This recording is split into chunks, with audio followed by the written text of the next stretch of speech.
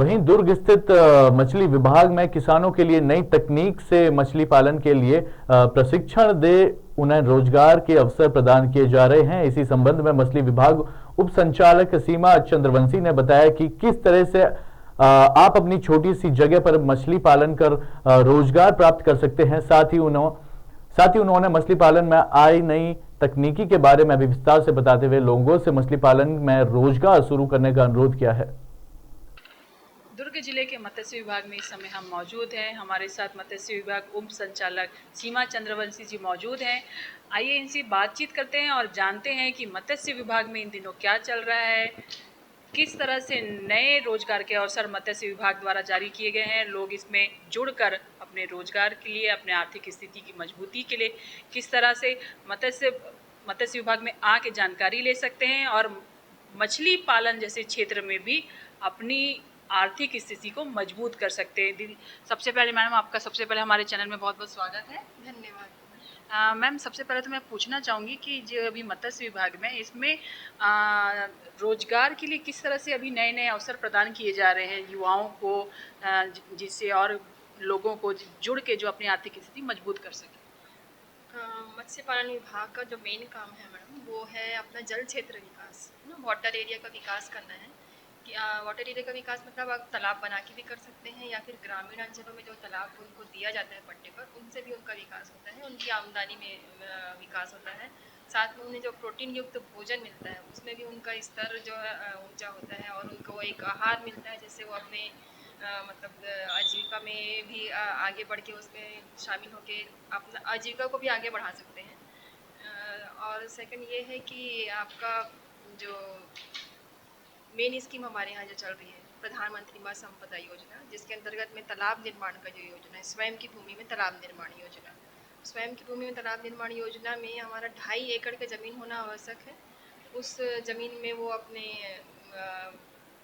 Water area भी होना ज़रूरी है, मतलब उनका बोर होना ज़रूरी है, या फिर पानी का जो लेवल है वो होना ज़रूरी है। और उनकी जो ज़मीन है वो उस पर हम कार्य करते हैं तालाब बनाने का कार्य वो खुद किसान करेगा। पूरा काम करने के बाद में हमारे पास अपना वैल्यूएशन एस्टीमेट वगैरह पुट अप करेगा, यहाँ से अनुमति मिलेगी, उसके उपरांत उन्हें अनुदान की राशि पात्रता अनुसार मिलती है। स्वयं की भूमि में उनको अगर ST/SC हैं तो 60%, और अगर जनरल OBC हैं तो 40%। इस तरह की राशि 1 हेक्टेयर में 7 लाख का जो प्रावधान है, इकाई लागत 7 लाख की है, उस पर उन्हें 60% का अनुदान मतलब 4,20,000, और 40% अनुदान मतलब 2,80,000 ये दिया जाता है।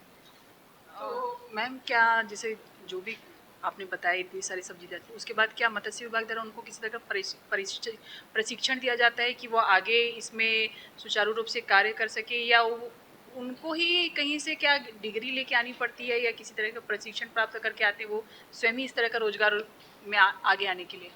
नहीं मैडम, वो यहाँ के फार्मर्स तो बहुत मतलब एक्टिव हैं। वो खुद से यहाँ आके अपना आवेदन देते हैं कि हमें मछली पालन में आगे इसकी गतिविधि को आगे बढ़ाना है।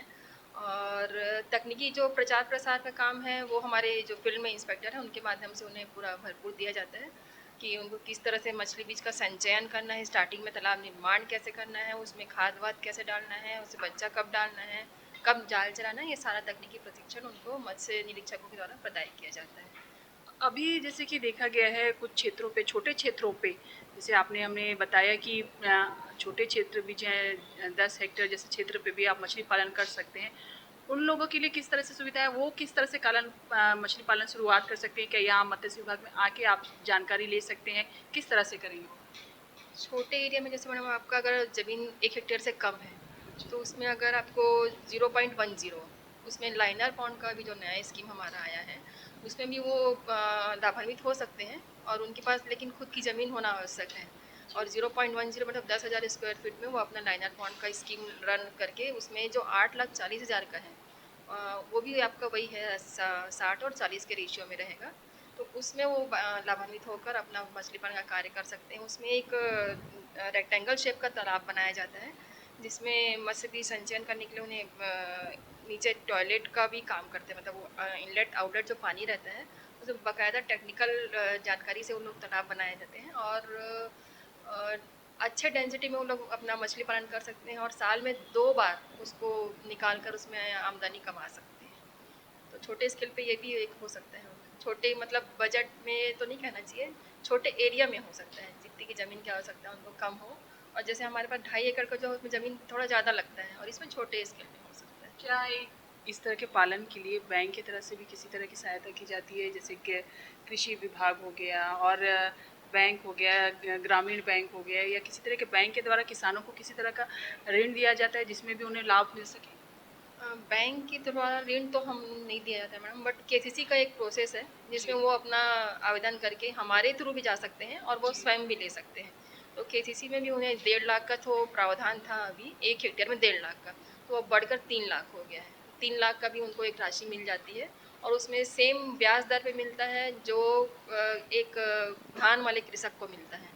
1%, 2%, 3% इतने राशि में उनको केसीसी प्रोवाइड हो जाता है और उसी केसीसी की मदद से वो आगे अपना जो भी स्टॉकिंग है, बीज है, उत्पादन है, ये खाद या जो जाल वाल है, ये सब खरीद के आगे काम कर सकता है उसमें। अच्छा मैम, एक चीज़ पूछना चाहूँगी, जैसे छत्तीसगढ़ का मौसम है, जिस तरह से छत्तीसगढ़ का माहौल है, इस माहौल में छत्तीसगढ़ के वातावरण में कौन सी मछलियाँ हैं जो जो मछली पालन करते हैं उनको पालन करना चाहिए, जिससे उन्हें ज़्यादा बेनिफिट मिले और मार्केट भी उनको अच्छा उपलब्ध हो, ऐसी कौन कौन सी मछलियाँ हैं? मोस्टली तो रोहू कतला मृगल है, आईएमसी जिसको हम लोग बोलते हैं, वही ग्रामीण तालाबों में ज़्यादा पाला जाता है और वही विक्रय होता है मार्केट में।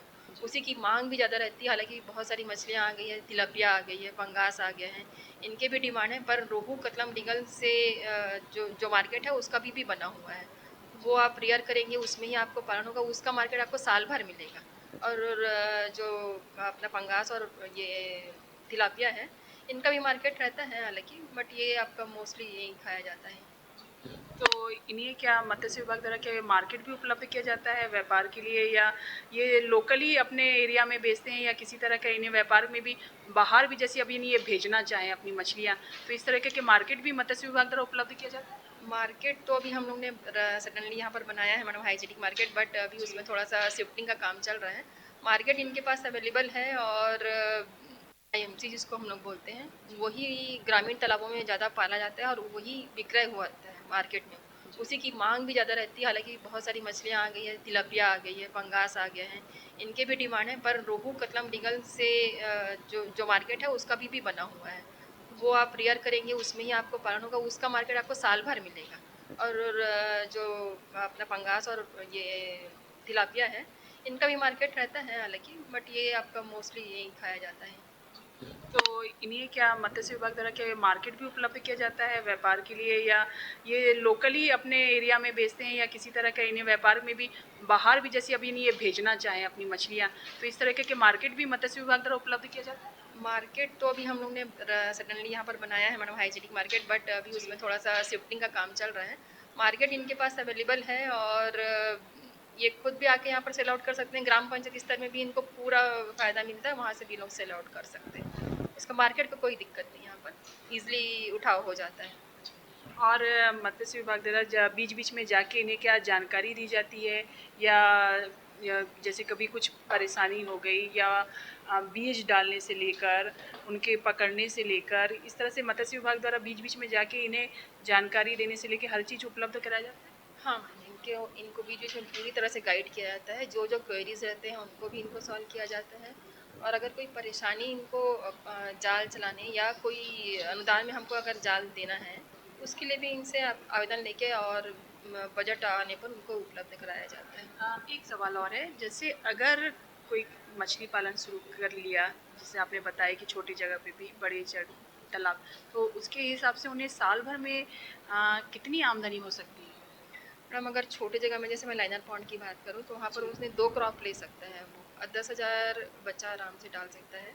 और 10,000 बच्चे में उसको अगर आप 3 से 4 लाख उसका आराम से हो सकता है। मतलब अगर आपने 10,000 इन्वेस्ट किया, मतलब टोटल खर्चा अगर बजा दिए 10 से 20 के बीच में खर्च। बच्चा मैडम, 10,000 बच्चा। अच्छा, सिर्फ मछलियाँ सिर्फ 10,000 की डाली गई? 10,000 का बच्चा, 10,000 क्वांटिटी, मतलब 10,000 की क्वांटिटी जी। रहती है। जी। तो वो बच्चा आप डालेंगे, उसमें आपको वैसा 3 से 4 लाख का, मतलब सारा कॉस्टिंग निकाल के अगर करेंगे, लाइनर का बता रहे हैं, जी। लाइनर का बता रहे हैं। और ऐसे अगर स्वयं के रूप में तालाब निर्माण करेंगे तो 1 हेक्टेयर में आपका 3,000 केजी का उत्पादन होता है। तो वो भी आपको आराम से 2 से 2.5 लाख बेनिफिट होता है सब खर्चे काट के। एक बस जानकारी दे दीजिए हमारे चैनल के माध्यम से हमारे दर्शकों को कि अगर वो मछली पालन शुरू करना चाहते हैं, मछली पालन के क्षेत्र में आगे आना चाहते हैं, तो किस तरह से आएँ, मत्स्य विभाग किस तरह से मदद करती है, थोड़ी सी जानकारी थोड़ी सी बता दीजिए। अगर वो मछली पालन करना चाहते हैं तो स्थानीय स्तर पे हमारे जो ब्लॉक स्तर पे भी पदस्थ विकासखंड प्रभारी उनसे भी संपर्क कर सकते हैं, और हमारा जो ऑफिस है ये सिविल लाइन में है, यहाँ पर भी आके आप संपर्क